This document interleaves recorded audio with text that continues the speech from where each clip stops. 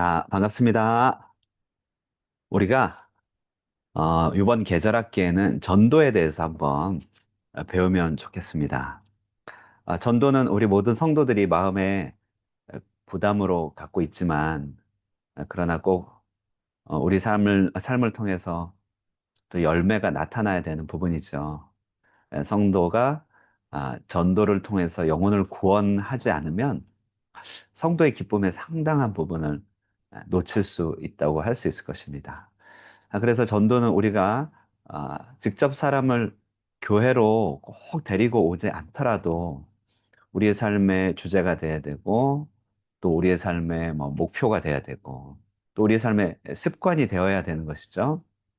그런데 이제 전도는 또 배우지 않으면 또 할 수 없는 것 같기도 해요. 운동을 생각해 보면 뭐 남들이 하는 운동들, 뭐 선수들이 하는 운동들은 굉장히 그 행동들이 쉬워 보입니다. 뭐 슛을 하나 넣는다든지 테니스로 공을 스트로크 친다든지 이런 거 보면은 시원시원해 보이고, 또 뭐 누구나 할 수 있을 것 같지만 사실 그것은 굉장히 학습된 결과고 오랜 습관의 결과죠. 그래서 전도라고 하는 것도 누군가 특정인이 특별한 은사가 있어서 할 수 있는 건 아니고, 이것 역시도 전도에 대한 여러 가지 성경적인 가르침과 또 여러 습관, 또 연습들이 반드시 필요한 부분인 것이죠.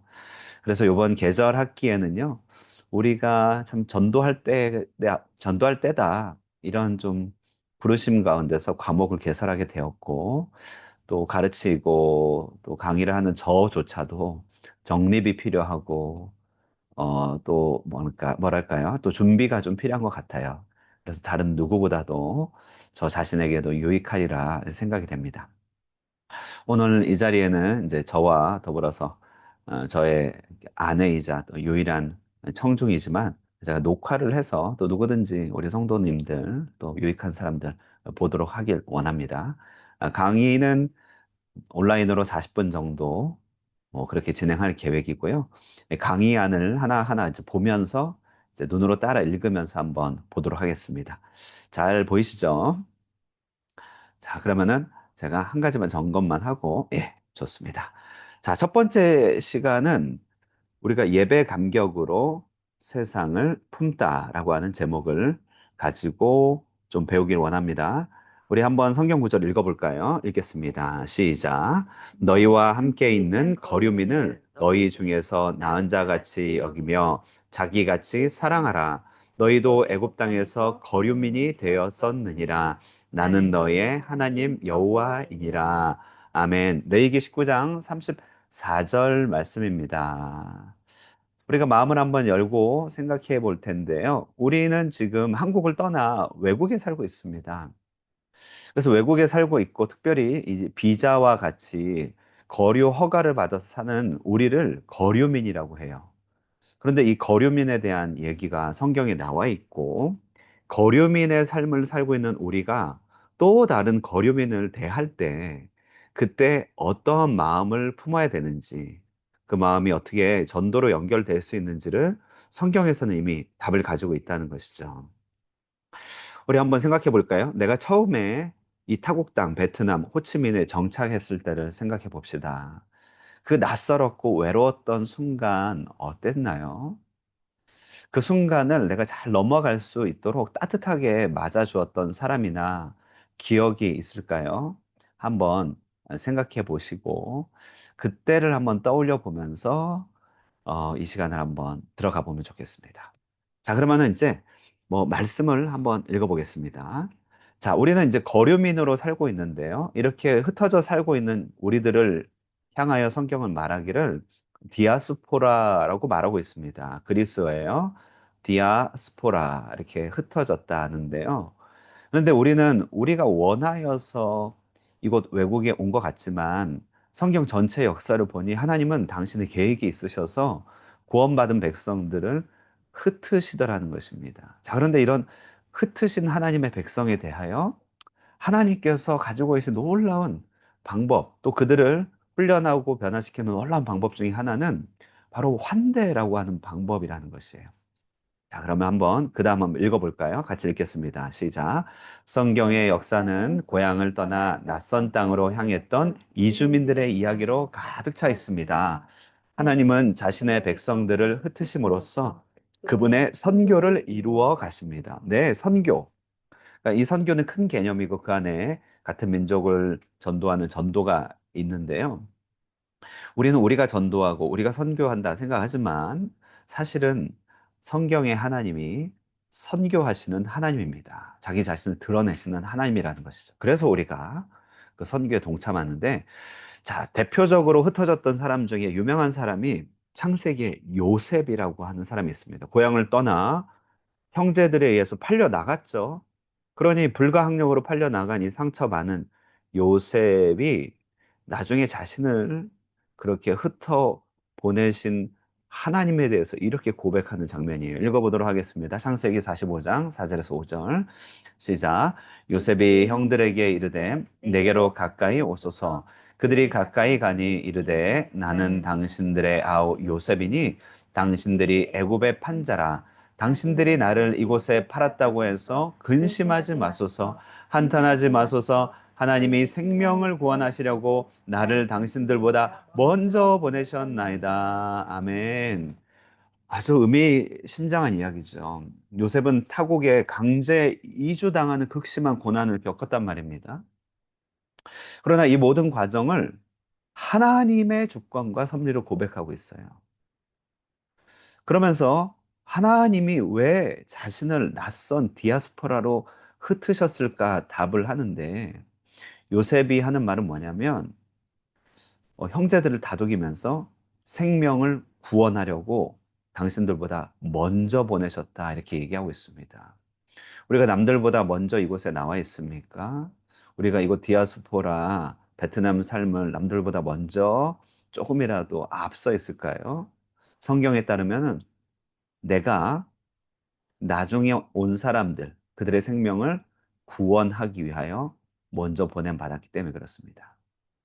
퀘스천 2. 자, 그러면 하나님은 왜 우리를 낯선 땅에 디아스포라로 흩으셨는가? 답을 할 수 있겠죠. 하나님의 흩으신 가운데 사용하시는 독특한 선교적 방법이 있다는 것입니다. 아래 말씀을 한번 볼까요? 빈칸을 채워보면요. 한번 읽어보겠습니다. 시작. 너는 이방 나그네를 압제하지 말라. 너희가 애굽 땅에서 나그네 되었은즉 나그네의 사정을 아느니라. 이렇게 말하고 있어요. 그들의 속마음을 안다는 것이죠. 하나님께서는요, 우리를 먼저 이곳에 흩으셔서 나그네 외로움과 서러움을 직접 겪게 하셨습니다. 그렇게 하지 않으실 수도 있었는데요. 그런 경험을 하신 이유는 또 다른 나그네를 품을 수 있는 공감의 마음을 주시기 위함이 전부입니다. 이 마음을 주시고 그것을 통하여 낯선 상황 속에서 나그네 사정을 아는 우리가 되어서 낯선 일을 품어줄 수 있도록 하는 것이죠. 바로 이것이 하나님의 방법인 환대라고 하는 방법입니다. 환대. 환대라고 하는 것은 오늘날 이제 병원이라고 하는 호스피탈의 원어 혹은 그 개념적 뿌리가 되는 언어인데요. 영어로 hospitality라고 얘기하죠. 성경에서는 이 환대를 자주 얘기합니다. 이 원어로 보면 이제 필록세나이라고 되어 있습니다. 낯선 사람, 필록세니아네요. 낯선 사람을 향한 필로스, 사랑을 말합니다. 그러니까 우리는 나에게 익숙하고 편한 사람들끼리의 결속이 아무래도 자연스럽죠. 하지만 이와 같은 성향을 가진 우리에게 우리도 나그네 혹은 고독을 경험한 자로서 또 다른 나그네, 고독을 경험한 자들을 바라보면서 내 경계를 풀고 낯선 나그네를 주님의 마음으로 영접하도록 합니다. 성경은 이것을 매우 강조하고 있고 이것을 환대라고 말하는 것이죠. 자, 그러면 이 낯선 땅에 환대를 통하여 운명이 바뀐 한 사람의 이야기가 구약에 나옵니다. 그것은 모압 여인 룻이라고 하는 여인인데요. 구약에 다윗이 출생하기 약 100여 년 전에 사람입니다. 그러니까 이제 BC 1100년경 되겠죠. 굉장히 혼란스러운 그런 시대에 모압으로 이주했다가 이제 어려움을 당한 한 식구가 어려움을 끝내고 다시 고향으로 돌아오는 과정 가운데에서 모압 여인 이 룻이 이방 땅으로 오게 되는 이주민의 신분, 거류민이 되었습니다. 당시는요, 이렇게 거류민, 특히 여성, 이런 사람들은 굉장히 취약한 계층이었죠. 여러분 생각해 보면 사람들이 겉으로 보면 다 예뻐 보이고 오늘날 사람들 다 똑똑해 보이지만 다 취약한 면들이 있는 것입니다. 그렇지 않다면 무엇 때문에 외국에 또 나오겠어요? 생계를 위해 이삭을 줍던 룻에게 그런데 보아스라고 하는 예수님 닮은 사람이 나타나요. 그래서 룻을 아주 잘 대해줍니다. 어떻게 대해주는가? 이제 룻기라고 하는 성경을 이제 보시면 이제 이런 내용이 있는데요. 룻기 2장 8절에서 9절 보면 보아스가 룻에게 이삭을 줬으로, 그러니까 그 당시에 뭐 일용직 정도도 아니죠. 일거리나 아니면 사회생활이나 어떤 관계망을 찾기 위해서 두리번거리는 이 사람에게 안전한 울타리를 줍니다. 다른 밭으로 가지 말아라. 그래 이제 이 현지인들만 알 수 있는 거잖아요. 그래서 안전한 울타리를 제공해 주고 일꾼들에게 건드리지 말라고 얘기하면서 위협으로부터 보호해 주고 목이 마르거든 일꾼들이 길어다 준 물을 마시도록 하라라고 해서 생활 편의를 쉽게 접근할 수 있도록 하였습니다. 우리가 주변 사람들한테 맛집 하나 소개해 주는 것들, 그리고 주변 사람들한테 우리는 익숙하게 알고 있지만 그런 정보 하나 주는 것들, 이런 것들이 참 굉장하다는 것이죠. 10절에 룻이 이제 감사하면서 보아스에게 나는 이렇게 거류면 이방인인데 왜 나에게 친절히 대해줍니까? 이렇게 말을 해요. 그런데 이제 14절에 뭐 그런 대답은 다 하진 않고 보아스가요. 이제 중요한 것은 이리 오라고 음식을 찍어 먹고 그 당시에 빵을 그 초에 찍어 먹는데 뭐 오늘날 그 뭐죠? 무슨 초라고 그러죠?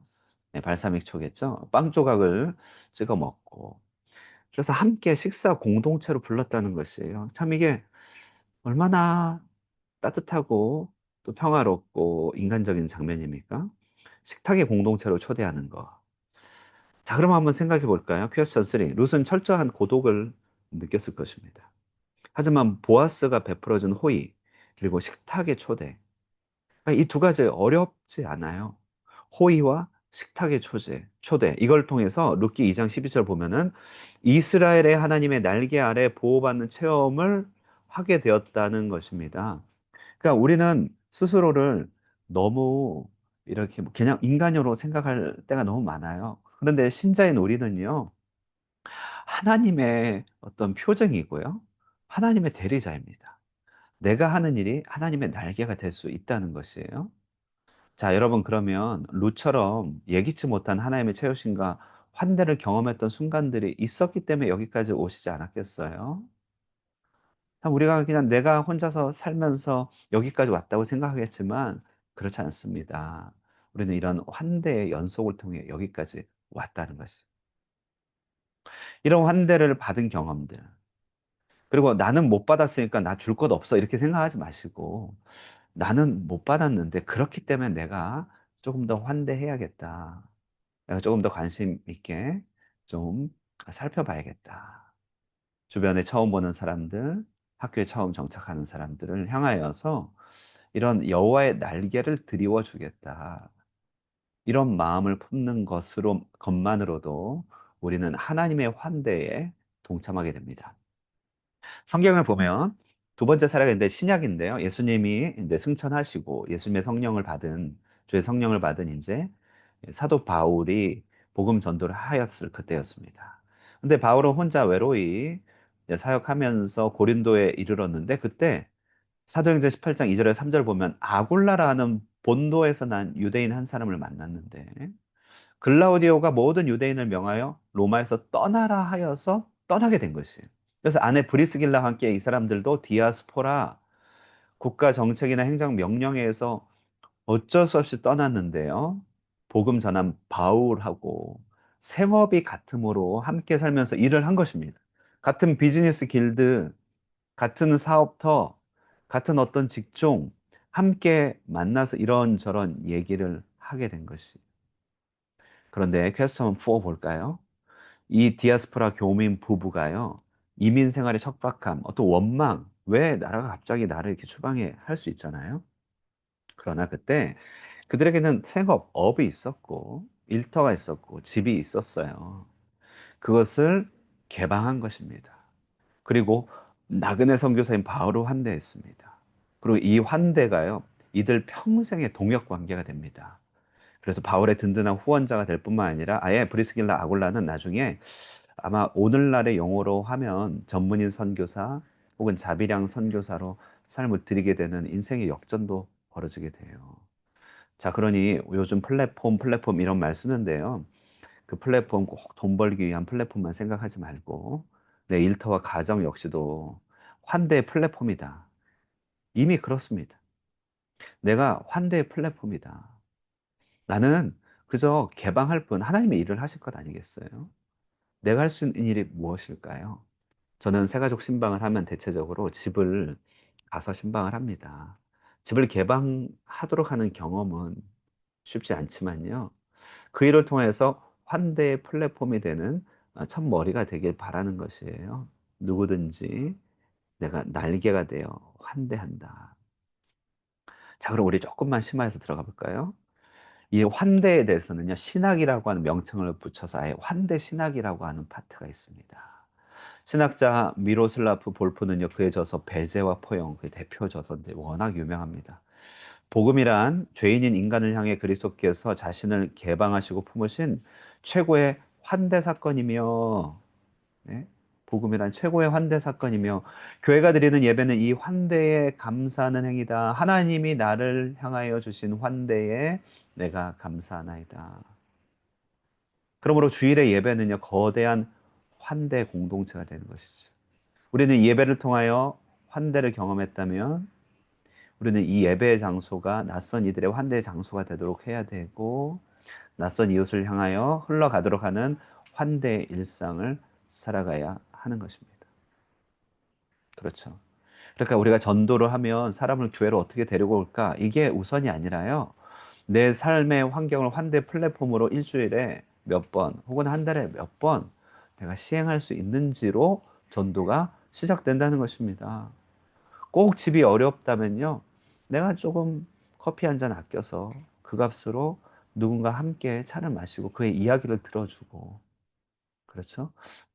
요즘은 말이 무서운 시대겠지만, 내가 날개 그늘이 되어서 하나님의 마음으로 어떤 성경에 나오는 그것을 내가 실천한다. 그게 전부다. 여기에 전도가 있습니다. 자, 그럼 우리 한번 적용해 볼까요? 히브리서 13장 2절 쉬운 성경으로 되어 있는데 한번 읽어보겠습니다. 시작. 손님 대접하기를 소홀히 하지 마십시오.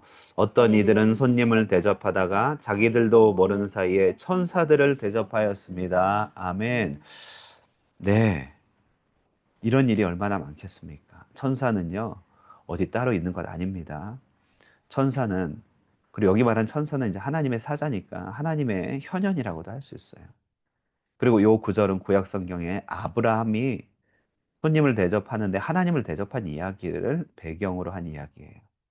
우리는요, 하나님 대접할 수 있습니다. 천사 대접하는 것이 언제예요? 손님 환대할 때.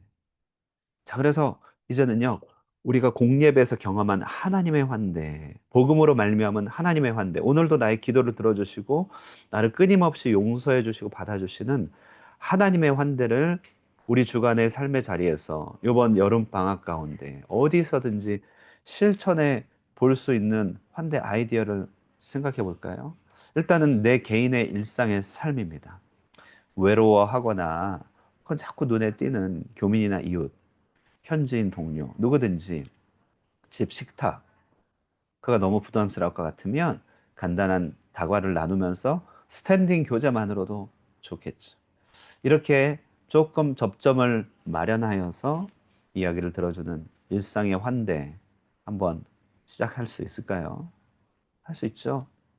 두 번째, 우리 교회적 차원을 생각해 보면요. 교회는 정말 낯선 일을 환대하는 곳이 되어야 됩니다.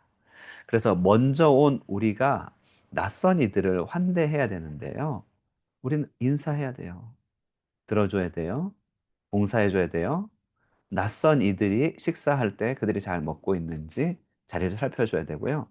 낯선 이들, 곧 새 가족들이나 처음 온 자들, 그들끼리만 식사할 때는 결코 그들을 혼자 내버려 두지 않는 환대의 발걸음이 필요한 것입니다.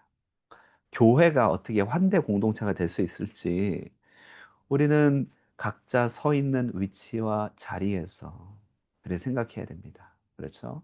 한번 꼭 생각해 볼까요? 선교회는 선교회별로, 또 셀은 셀별로 환대 공동체가 돼서, 또 우리 뭐 직분자는 직분자별로 주일이 환대의 날이다. 꼭 다짐할 수 있으면 좋겠습니다. 세 번째, 지역사회와 문화를 생각해 보면서 고향을 떠나온 사람들이 교회적으로 어떻게 환대를 적용해 나갈 수 있을지. 작은 기부나 자원봉사 참여하는데요. 사실 우리 교회는요, 도서관과 문화센터를 이런 환대 공간으로 하려고 하는 것이죠.